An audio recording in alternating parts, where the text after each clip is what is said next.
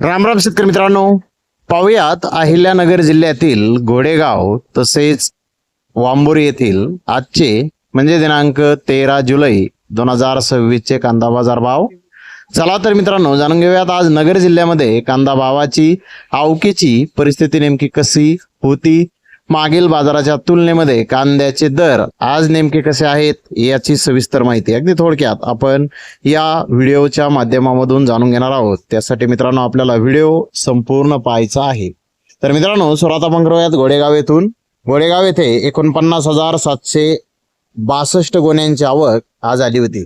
Number 1 प्रतीचे कांदे 2400 ते 2600 रुपये क्विंटल पर्यंत आज घोडेगाव येथे विकले. तर नंबर 2 प्रतीचे कांदे 2200 ते 2300 रुपये क्विंटल पर्यंत विकले.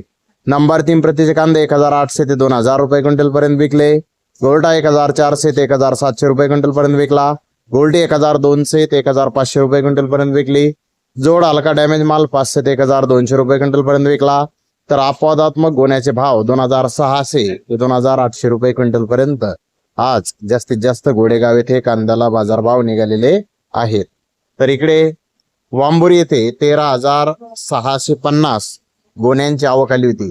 यामध्ये नंबर 1 प्रतीच्या 5,237 गोण्या 2005 रुपयापासून 2600 रुपये क्विंटल पर्यंत विकल्या. तर नंबर 2 प्रतीच्या 4,753 गोण्या 1,405 रुपयापासून 2,000 रुपये क्विंटल पर्यंत विकल्या.